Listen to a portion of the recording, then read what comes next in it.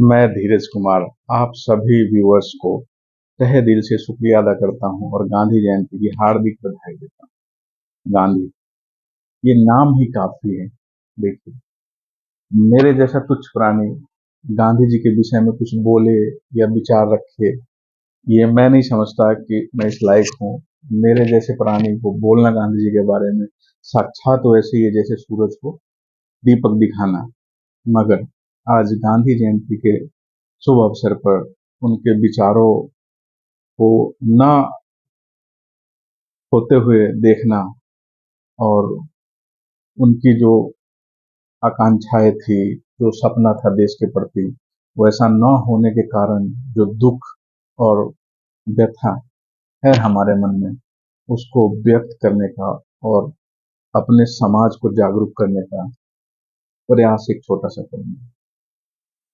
आशा है आप सब सहमत होंगे मेरी बातों से।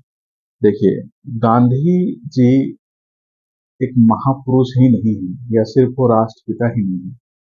गांधी जी एक साक्षात जीवन जीने की शैली है। मैं कहूँगा जीवन जीने की शैली की एक किताब है जो हर किसी के अंदर है। आप में भी गांधी है, हम में भी गांधी है, हम सब में गांधी है। बस समझना ये है कि कितनी जल्दी आप अपने अंदर के गांधी को पहचानते हैं और उसे समाज के कार्य में तत्पर करके समाज सेवा की ओर अग्रसर करते हैं। ये बड़ी आज के परिप्रेक्ष्य में मैं कहूँगा कि आज जो देश की स्थिति है वो ऐसी है जैसे अनाथ हो गया है सारा देश। जिसकी जो मर्जी होती है वो करता है, कोई बोलने वाला नहीं है, कोई सुनने वाला नहीं है, कोई जवाबदेही नहीं है।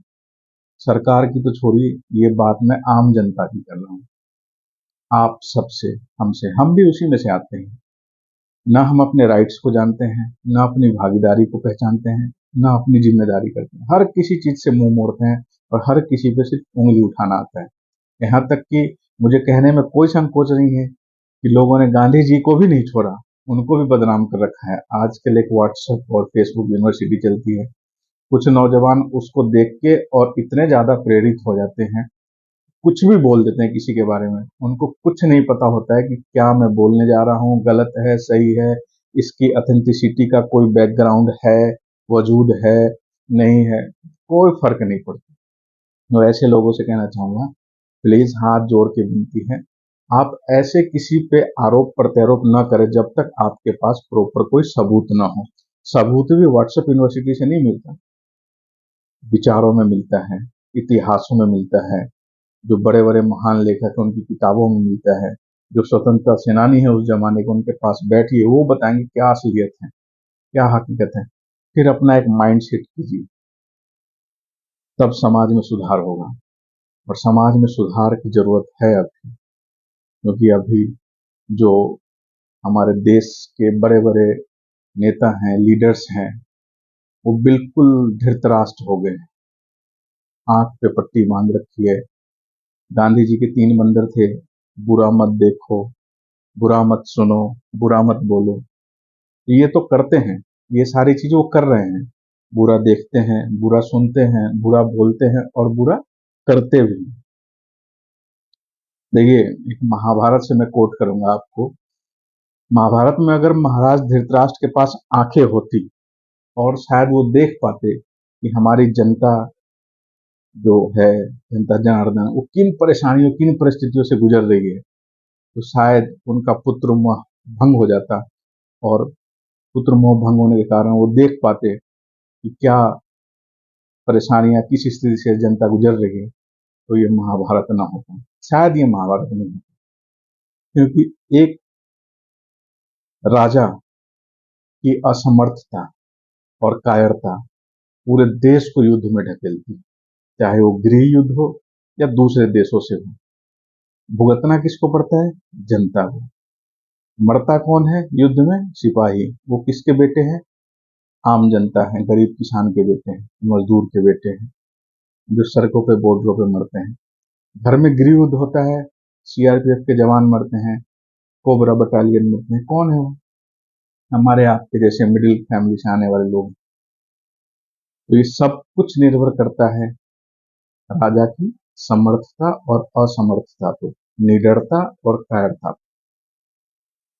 और ये आपको सोचना है कि आपको अपने देश के लिए कैसा राजा चाहिए। पढ़ा लिखा चाहिए, निडर निर्भीक चाहिए, अच्छा शासन करने वाला चाहिए, या आपके जात का चाहिए, या आपके धर्म का चाहिए। सिर्फ इससे ही आपका पेट भर जाएगा, या पूरे देश को एक सही नेतृत्व देके विश्व गुरु बनाने की ओर ले चले, वो नेतृत्व चाहिए आपको। या रोज दंगे करवाए, धर्म के नाम पे बांटे, जात के नाम पे बांटे, ऐसा लीडर चाहिए आपको। कि मुझे नहीं, आपको नहीं, पूरे समाज को सोचना है। और आज ही संकल्प लीजिए, गांधी जयंती के दिन, अभी नहीं करा तो कभी नहीं। क्योंकि रोज हम सुबह उठते हैं, हर दिन नया संकल्प लेते हैं कि आज कुछ करेंगे, कल कुछ करेंगे, लेकिन कुछ भी नहीं हो पाता। सोच बदलिए अपनी, रोज जो सोचिए उसे इम्प्लीमेंट कीजिए, करिए, एक्शन में लाइए। जब तक एक्शन नहीं होगा तब तक कोई रिएक्शन नहीं होगा, जब तक रिएक्शन नहीं होगा तब तक कोई रिजल्ट नहीं निकलेगा। और जब रिजल्ट निकलेगा वही आपका हमारा आउटकम होगा, जो समाज के लिए आईना होगा कि देखो मैंने ये बदलाव करा तो ये अच्छाई हुई।